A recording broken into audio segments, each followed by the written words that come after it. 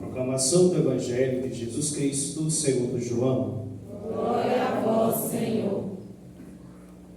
No último dia da festa, o dia mais solene, Jesus em pé proclamou em voz alta: se alguém tem sede, venha a mim e beba.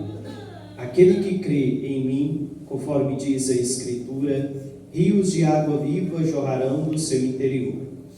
Jesus falava do Espírito, que deviam receber os que tivessem fé nele, pois ainda não tinha sido dado o Espírito, porque Jesus ainda não tinha sido glorificado. Palavra da salvação. Glória a vós, Senhor. Podemos sentar, queridos filhos, por alguns instantes. Hoje nós estamos celebrando a missa da vigília de Pentecostes. Pentecostes nós estaremos celebrando amanhã a solenidade.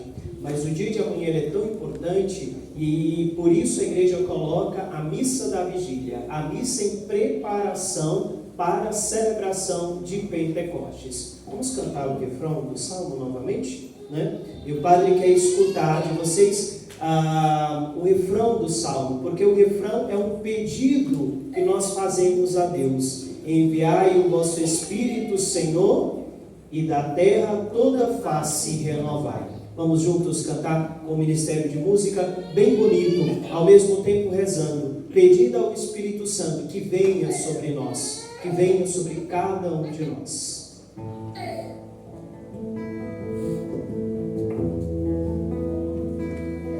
Enviai o vosso Espírito, Senhor, e da terra toda face renovai. Enviai o vosso Espírito, Senhor, e da terra toda face renovai. Mais uma vez, enviai, só vocês. Enviai o vosso Espírito, Senhor, e da terra toda face renovai. Enviai o vosso Espírito, Senhor, e da terra toda face renovai. Juntos, enviai. Enviai o vosso Espírito, Senhor, e da terra toda face renovai. Enviai o vosso Espírito, Senhor, e da terra toda face renovai. E é justamente isso que nós pedimos ao Senhor, nesta missa de hoje, nessa missa da vigília, que o Senhor já envie o seu Espírito Santo, não somente para renovar a face da terra, mas para que possa renovar a cada um de nós, renovar os nossos corações. Esta semana, durante toda a semana, a igreja, nós vivenciamos na igreja a semana de oração pela unidade dos cristãos. Durante toda a semana, a igreja nos convidava a oração pela unidade dos cristãos, de todos os cristãos, dos católicos, com os não católicos, com os cristãos, né? De forma geral. E é sobre essa temática dessa semana de oração, de unidade pelos cristãos, que o Padre gostaria de partilhar hoje com cada um de vocês. Essa semana, então, nos traz dois temas importantes, né, para a nossa meditação na noite de hoje. Primeiro, a oração pela unidade dos cristãos. Primeiro tema, a oração, né? Quando nós falamos de oração, a primeira coisa que é importante sabermos, que oração não é só rezar o Pai Nosso, não é só rezar a Ave Maria, mas a definição que nós podemos trazer para a palavra oração é todo o nosso relacionamento com Deus, tudo aquilo que diz respeito ao nosso relacionamento com Deus. É o meu rezar, sim, é o rezar o Pai Nosso, é rezar o creio, é rezar o terço, mas é também eu fazer silêncio diante do Santíssimo no momento da minha oração. O silêncio é uma oração. É eu levantar, é eu ficar de pé, é eu me ajoelhar. Essa expressão corporal também é uma oração, né? Então todo o meu relacionamento é a minha adoração ao Santíssimo Sacramento, é a leitura bíblica. Tudo isso é oração, é eu escutar a homilia como vocês estão fazendo agora, tudo isso é oração. Oração, então, não é só aquilo que nós resumimos em rezar o Pai Nosso, o creio, Ave Maria, mas é todo o nosso relacionamento com Deus. Tudo aquilo que diz respeito, quando eu me relaciono com Deus, é minha oração. E isso me recorda aquilo que nós partilhávamos na noite de ontem, amar a Deus é a expressão de amar o próximo, de cuidar do próximo. O meu cuidar do próximo também é oração, não é? Certa vez, Madre Teresa de Calcutá, hoje Santa Teresa, né, de Calcutá, certa vez ela lá fazendo a oração dela diante do Santíssimo, junto com as irmãs, e aí chegou um pobre, né, um mendigo, bateu lá na porta da casa das irmãs pedindo comida, e Madre Teresa estava rezando. Aí o que Madre Teresa fez? Madre Teresa parou de rezar e foi atender. As irmãs todas ficaram lá, continuando a rezar, porque era um momento de oração da comunidade, das irmãs. E aí Madre Teresa levantou e foi lá atender o pobre, atender o mendigo, né? E aí depois uma irmã chegou para ela e falou assim: irmã, mas a senhora não pode deixar de rezar, né, para poder atender as pessoas. É um momento nosso, é um momento de oração, é um momento nosso com Deus. E aí Madre Teresa disse: trocar Jesus por Jesus não tem problema. Entenderam? Trocar Jesus por Jesus não tem problema. Madre Teresa, ela deixou de rezar diante de Jesus ali, Jesus Eucarístico, para poder rezar de uma outra forma diante de Jesus, só que no pobre. É uma oração também. Foi uma oração também. E certamente essa oração de Madre Teresa de Calcutá comoveu muito mais o coração de Deus do que talvez ali as orações das outras irmãs que estavam ali rezando, que não deram atenção para aquele que estava batendo a porta, para aquele que necessitava, para aquele que precisava. Então oração é isso. Oração é todo o meu relacionamento com Deus. E quando nós falamos de oração, ninguém melhor para termos como exemplo do que o próprio Jesus. O Senhor nos ensina muito sobre oração, né? Ele mesmo diz, né, vigiai e orai para não cairdes em tentação. O Senhor, Ele pede para que nós possamos rezar constantemente, que a oração, ela faça parte da nossa vida, né? E dentre tantos ensinamentos que o próprio Jesus nos dá sobre a oração, o Padre gostaria de partilhar com vocês alguns ensinamentos sobre a oração. Primeiro, a necessidade da oração. Em Mateus capítulo 14, versículo 23, vai dizer o seguinte: feito isso, Jesus terminou de fazer ali as suas pregações, curar os doentes. Feito isso, subiu a montanha para orar na solidão. E chegando à noite, estava lá sozinho. Jesus, ele tinha necessidade de rezar? Sim ou não? Jesus tinha necessidade de rezar? Sim ou não? Não tinha. Por que ele não tinha? Por quê? Porque ele era Deus. ele não tinha necessidade de rezar, mas para nos dar exemplo, nós vamos encontrar Jesus em vários momentos na Sagrada Escritura, terminando ali o que tinha para fazer e indo sozinho rezar, no monte, na montanha, no deserto. Jesus, ele se separava, ele se isolava para poder rezar, para poder estar sozinho com Deus, com o Pai. Jesus então nos ensina a necessidade de rezar. Ele não precisava, mas para nos dar exemplo, ele rezava. E nós precisamos entender isso. Nós temos a necessidade de rezar. Nós temos a necessidade de ter uma vida de oração, de ter uma rotina de oração. E quando o padre diz ter uma vida de oração, não é só fazer o básico do básico que muitos de nós fazemos. Quando levantamos, quando acordamos, fazemos ali o sinal da cruz, aqueles que fazem, né? Porque tem alguns que nem isso fazem. E quando vamos deitar, fazemos o sinal da cruz, rezamos o Pai Nosso, Ave Maria, pronto. E durante o dia? Você não reza? Você não lembra de Deus durante o dia? Há uma necessidade, nós precisamos rezar. É engraçado que a gente só tem uma vida de oração pesada, forte, quando a gente está precisando. Quem de nós aqui não passamos por momentos difíceis e aí a gente recorreu à reza como se o mundo fosse acabar? E pegamos firme na oração. Seja talvez uma enfermidade nossa, seja pela doença de alguém, seja por uma outra necessidade, e aí a gente se agarra a Deus. Porque afinal de contas nós estamos precisando. E aí a gente começa a rezar, e aí a gente faz novena, e a gente reza de joelhos, e depois que passa? E depois que passa? A reza também passa, a oração também passa para muitos de nós. Porque afinal de contas Deus já nos deu, né? Então a gente não precisa mais recorrer a Ele. Como é a sua vida de oração? Você reza durante o dia? Você lembra de Deus durante o dia? Alguns às vezes dizem para o padre, não padre, mas eu tenho Deus no coração. Ter Deus no coração não quer dizer nada. Não basta ter só Deus no coração. Tem que rezar. Ah, mas lá o que adianta estar lá na igreja rezando e ser uma pessoa ruim? Também, não adianta não. Tem que ter um coração bom, tem que rezar também.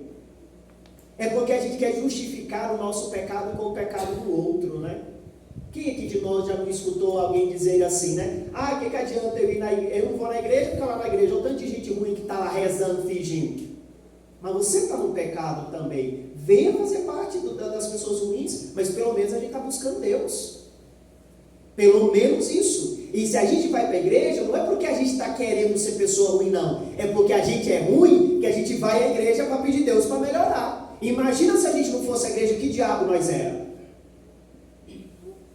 Igreja é lugar de gente ruim, é lugar de pecador. O pecador tem que estar na igreja mesmo, porque é aqui que Deus vai mudar. Porque se a gente fosse perfeito, se a gente fosse santo, a gente não precisava ir na igreja. A igreja é feita de pecadores, mas pecadores que querem melhorar. E por isso a gente vai à igreja, e por isso a gente tem que rezar. E por isso a gente tem que rezar. Então o Senhor nos mostra a necessidade da oração. Nós temos que recorrer à oração, não só quando estamos precisando, mas em todos os momentos. O segundo ensinamento que o Senhor nos traz sobre a oração: Jesus, ele não murmurava, ele rezava, e de modo especial ele agradecia. Lá em João capítulo 6, versículo 11 diz, no momento da multiplicação dos pães, ali o pessoal com fome, os apóstolos com fome, tinha mais de 5.000 pessoas, sem contar mulheres e crianças. Jesus terminou de pregar, terminou de curar, viu que todo mundo estava com fome, e aí alguém chegou para Jesus e disse, olha, eles estão com fome, o que nós vamos fazer? E aí apresentaram para Jesus somente 5 pães e 2 peixes, para poder alimentar mais de 5.000 pessoas. E aí olha o que o texto sagrado nos diz. Jesus tomou os pães, rendeu graças, e em seguida distribuiu-os às pessoas que estavam sentadas, e igualmente dos peixes lhes deu quanto queriam. Estando eles saciados, disse aos discípulos, recolhei os pedaços que sobraram, para que nada se perca. Olha como diz, Jesus tomou os pães e rendeu graças, agradeceu a Deus, agradeceu ao Pai. Aquela multidão de gente, e aí apareceu um menino lá com 5 pães e 2 peixes. Jesus poderia ter dito, meu Deus, o que eu vou fazer com isso aqui agora? Como é que eu vou alimentar esse tanto de gente? Jesus pegou e agradeceu a Deus. Olha que bonito isso. Agradecimento também é uma oração. Jesus não murmurou. E quantas vezes a gente passa por momentos de dificuldade, de turbulência, de humilhação, de descontentamento, e ver a gente virar os olhos, levantar os olhos para os céus e falar, Senhor, muito obrigado. Obrigado por essa dificuldade que eu estou passando, porque eu sei que o Senhor vai cuidar. Eu sei que o Senhor está cuidando. Não. O que a gente faz? A gente reclama. A gente murmura. E em outros casos a gente até pragueja. Quando Deus, Ele tira os israelitas lá do Egito, da escravidão do Egito, e promete uma terra para esse povo, o Senhor queria que este povo que saísse da terra, que saiu do Egito, entrasse na terra prometida, naquela terra que jorra leite e mel, que jorrava leite e mel, era promessa de Deus, era para aquele povo que saiu. Mas aquele povo, durante a caminhada no deserto, murmurava demais. Ai, o sol está quente, meu Deus do céu, tirou a gente do Egito para morrer de calor. Se estava frio demais, tirou a gente do Egito para morrer congelado. Se faltava comida, tirou a gente do Egito para matar a gente de fome, matar a gente de sede no deserto. Nada estava bom para aquele povo. E Deus dava comida, fazendo o maná cair do céu. Deus tirava água da rocha para dar de beber para aquele povo, mas nada estava bom. A ponto daquele povo dizer, nós sentimos saudade de comer as cebolas do Egito. Olha só, Deus tira aquele povo da escravidão, e o povo ainda tem a cara de pau de falar, nós sentimos saudade daquele tempo que a gente era escravo, pelo menos a gente tinha cebola para comer. E não lembra de tudo que Deus está fazendo. E aí o que acontece? Vocês acham que Deus abriu, meus filhos, um mar na frente desse povo, para o povo passar, para os egípcios não matarem aquele povo, e o povo murmurando, e o povo reclamando, não agradeceu a Deus. E este povo que saiu do Egito, que Deus prometeu a terra prometida para eles, eles não entraram. Entrou na terra prometida a outra geração, os seus filhos, os seus netos, mas este povo não entrou. Por quê? Porque murmuraram contra o Senhor. Reclamavam, não agradeciam. Eu comentava com alguém, não sei se foi aqui ou foi em Buriti, a gente reclama demais, né? A gente reclama do calor, a gente reclama do frio, a gente reclama às vezes de que não tem um feijão para comer. E quando a gente olha, eu fui com o pessoal de Buriti hoje, aquele pessoal que, Buriti não, na missa que eu celebrei de manhã, agora eu lembrei, na missa que eu celebrei de manhã lá na Terra Vermelha, às vezes a gente reclama por um boi, uma vaca que morreu, e aquele povo no sul que perderam tudo, que perdeu casa, que perderam parentes, que perderam filhos, a família que estava no barco sendo resgatada, e tinha muita gente ali, e a correnteza estava forte, o barco virou, a mãe tinha duas filhas gêmeas, caíram no rio, uma conseguiram salvar, a outra encontraram o corpinho depois. Morreu. E ela, depois de alguns dias, ela procurando, porque ninguém tinha notícia, encontrou o corpo da criança depois, e ela postou na rede social dela, agradecendo a Deus pela filha que Ele deu a ela, mesmo por pouco tempo. Às vezes nós temos muito, e a gente não sabe agradecer. Fica de pé. Isso, fica de pé. Você conseguiu ficar de pé? Sim ou não? Sim. Doeu ficar de pé? Não. Tem gente que não consegue ficar de pé. Senta, pode sentar. Tem gente que não pode sentar porque está acamado. Essa semana eu fui visitar uma senhora, toda quinta-feira eu visito os idosos doentes lá em Curitiba, e eu fui visitar uma senhora que já de idade, que escorregou em casa e machucou, fraturou a bacia, eu não me recordo muito bem, vai ficar 3 meses acamada. E ela, quando mexe na cama, ela sente dor. Nem conseguir sentar, ela consegue. Você levantou, agora há pouco, e você não sentiu dor. Consegue perceber o quanto nós temos que agradecer a Deus e nós não agradecemos? Você tem a sua casa, você vai terminar a missa aqui, você vai voltar para casa. Lá no sul, eles não podem voltar para casa, estão dormindo em ginásios, em escolas, em abrigos, porque eles não têm mais casa. E se tem, está esperando ainda as águas abaixar, que vai demorar. Você vai voltar para casa, você tem comida quando chegar em casa. Quantos não vão jantar hoje? Você já pensou nisso? Você agradece antes de comer, agradece ali o arroz, o feijão, a carne. Às vezes a gente não tem carne, um dia a gente já reclama, nossa, não tem carne hoje. Meu filho, pelo menos arroz com feijão você tem que comer. Agradecimento também é uma oração. E o Senhor nos ensina isso. Por fim, perdoar também é uma oração. Vai nos dizer Mateus 5, 23 e 24.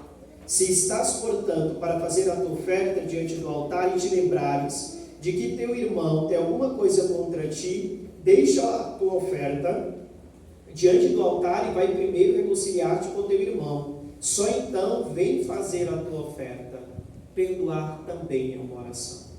Jesus deixa muito claro nesse texto. Se você vai fazer a sua oferta, lembra que tem alguém ali no seu coração que está corroendo, que está machucando. Perdoa primeiro, depois vai e faz a oferta. Porque antes da sua oferta, Deus quer o seu coração perdoado. Deus quer que você perdoe. Porque se você não tiver, se você não perdoar, se você não tirar esse ranço, esse ressentimento do coração, você não vai entrar no céu. Não vai. Ah, padre, mas foi a pessoa que me feriu. Lógico, foi porque ela te feriu que você não consegue perdoar. Porque se ela não tivesse te ferido, você não tinha o porquê perdoar. E se a gente morre sem perdoar, nós não vamos para o céu. Nós precisamos perdoar. Quantas esposas precisam perdoar os seus maridos? Quantos esposos precisam perdoar as suas esposas? Pais precisam perdoar seus filhos? Filhos precisam perdoar seus pais? Sim, às vezes nós, filhos, nós temos que perdoar sim os nossos pais. Por uma surra que talvez nós recebemos, que o pai não poderia ter dado daquele, tinha que ter batido, sim, mas não poderia ter batido daquele jeito, porque machucou. Sim, às vezes o pai, a mãe tem que pedir perdão para os seus filhos por algo que fez. Ah, eu sou pai, eu sou mãe, isso não quer dizer que você não erra, pai e mãe. Se feriu, se machucou, tem que pedir perdão, e o filho tem que perdoar. Quantos filhos não conversam com os pais? Quantos filhos não estão nem ligando para os pais depois da velhice? E aí às vezes o pai vem, a mãe vem, ai padre, o meu filho não está nem aí para mim. Tá, mas você foi um bom pai, uma boa mãe para eles? Porque talvez você não foi um bom pai, uma boa mãe. Talvez judiou demais. Certo? Para vocês verem como precisa pedir perdão, meus filhos. Os pais pedirem perdão para os seus filhos. Certa vez eu visitando ainda nessas visitas de quinta-feira, fui visitar uma casa, e aí a senhora da casa começou a contar um pouco a história dela, e ela começou a chorar. E pelo que ela me disse, feriu o meu coração. Ela disse que quando ela era pequenininha, o pai pegou ela do colo da mãe e foi para o rumo do chiqueiro. E aí disse assim, eu vou jogar essa criança para os porcos comerem porque ela não presta. A mãe gritou e pegou a criança e correu para o mato. O pai ia jogar a filha, a bebê, no chiqueiro para os porcos comerem. E ela contou aquilo com dor no coração. Uma outra vez, ele pegou um facão para poder cortar a filha, era já maiorzinha. E ela dizia assim, padre, eu não tenho raiva do meu pai. Ele já morreu, eu não tenho raiva do meu pai.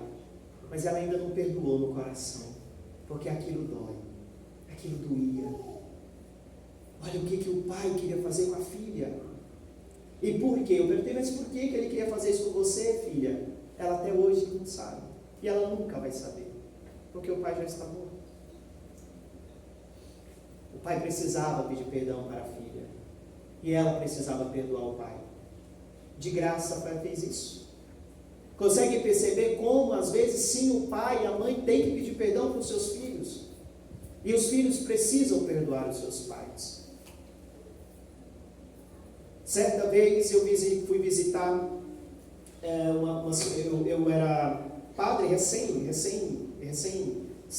ordenado. No meu primeiro ano de padre, eu fui chamado a uma casa, um asilo, para poder dar unção dos enfermos e atender a unção de uma senhora que já estava em fase terminal de câncer. Me ligaram à noite, já era quase umas 10 da noite, e aí eu fui até esse asilo, e aí eu cheguei lá, e aí não tinha como atender a confissão da senhora, porque ela não falava, ela só fazia barulho, né? E aí eu fui dar unção dos enfermos, e aí ela dizia alguma coisa, e aí alguém, a cuidadora, a enfermeira, não me recordo, disse assim: padre, ela está chamando os filhos. Ela fica o tempo inteiro chamando os filhos. Aí o pessoal do asilo entrou em contato com os filhos, e ninguém quis ir visitar a mãe. Ninguém. E eles disseram para os filhos: olha, a qualquer momento ela vai morrer, deixa morrer. Um falou. O filho falou isso. Quem me contou foi a enfermeira, a cuidadora. E aí tá, e aí eu fui embora. Quando foi no outro dia pela manhã, eu recebi uma mensagem, a senhorinha tinha falecido, chamando pelos filhos. Eu não estou dizendo que os filhos não deram importância para os pais, para ela, porque ela foi ruim quando eles eram crianças. Eu não estou dizendo isso, mas eu estou dizendo que havia algo errado aí. Alguma coisa deu errado aí. Talvez os filhos que eram ruins, os filhos precisavam talvez pedir perdão para a mãe, e a mãe perdoar.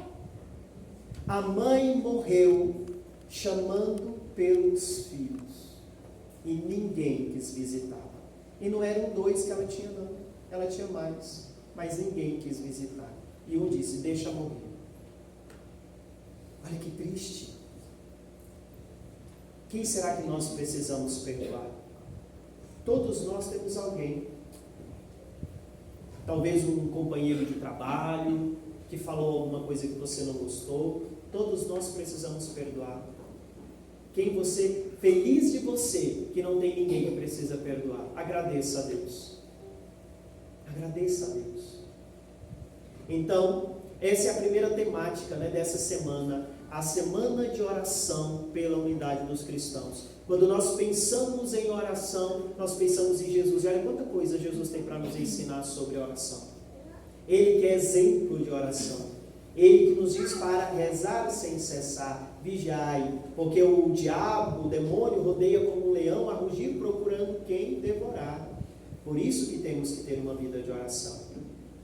E a outra temática é a unidade. É a semana de oração pela unidade dos cristãos, né? Como o padre disse no início dessa homilia, a igreja essa semana nos convida a rezarmos uns pelos outros, a pedirmos Deus a unidade, o respeito mútuo entre os cristãos, entre nós católicos e os nossos irmãos separados. Mas vocês querem saber de um segredo?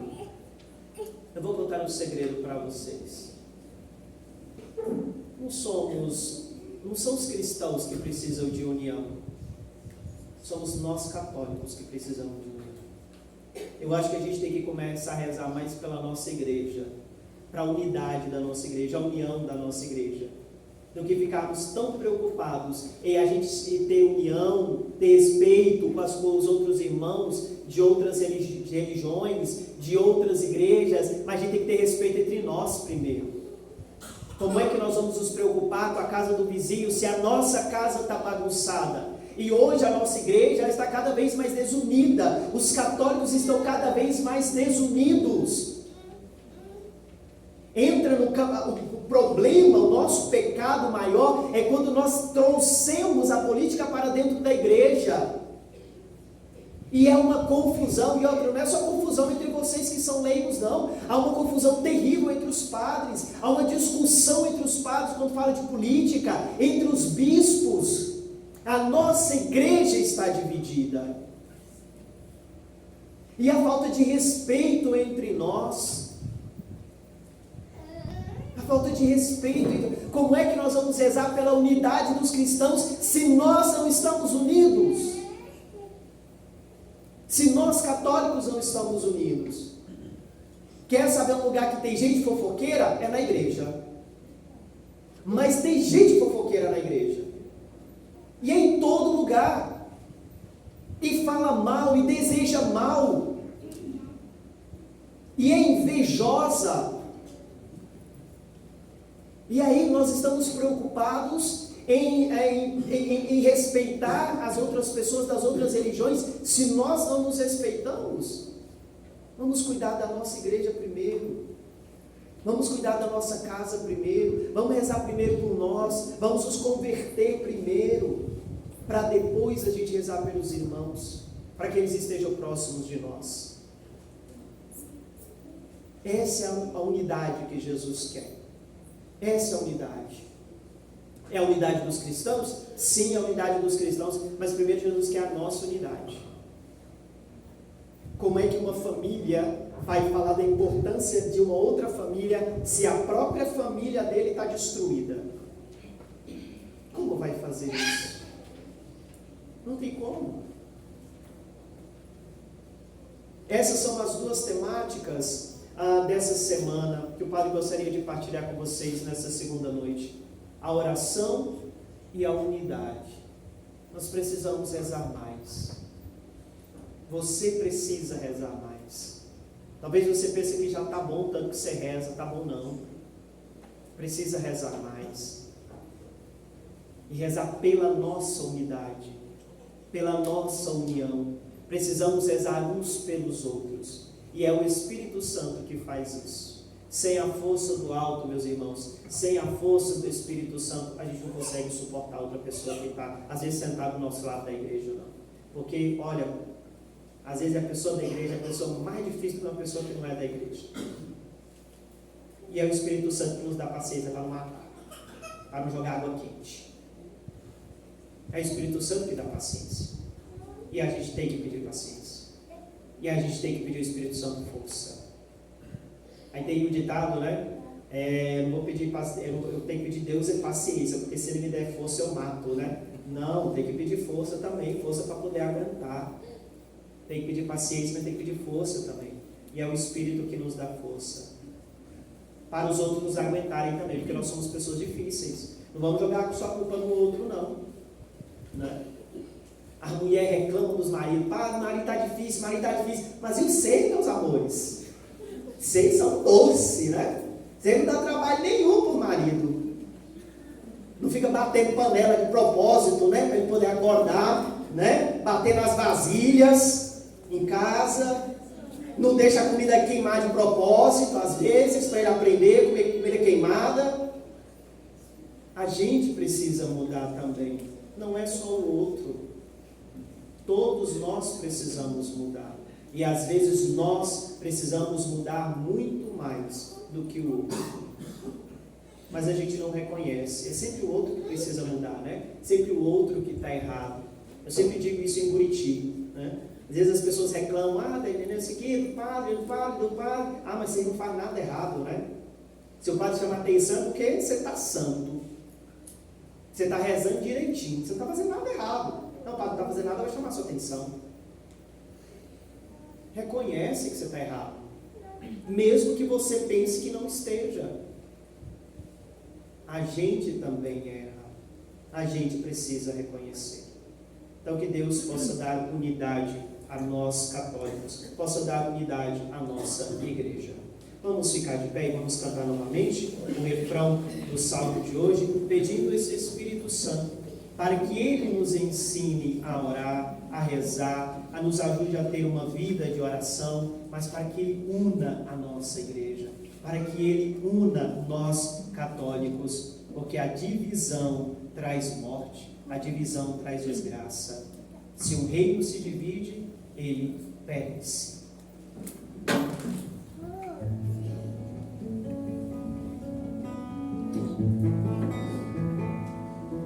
Enviai o vosso Espírito, Senhor, e da terra toda a face renovar. Enviai o vosso Espírito, Senhor, e da terra toda a face renovar. Que o próprio Deus convença o nosso coração das verdades do seu coração. Creio em Deus Pai, todo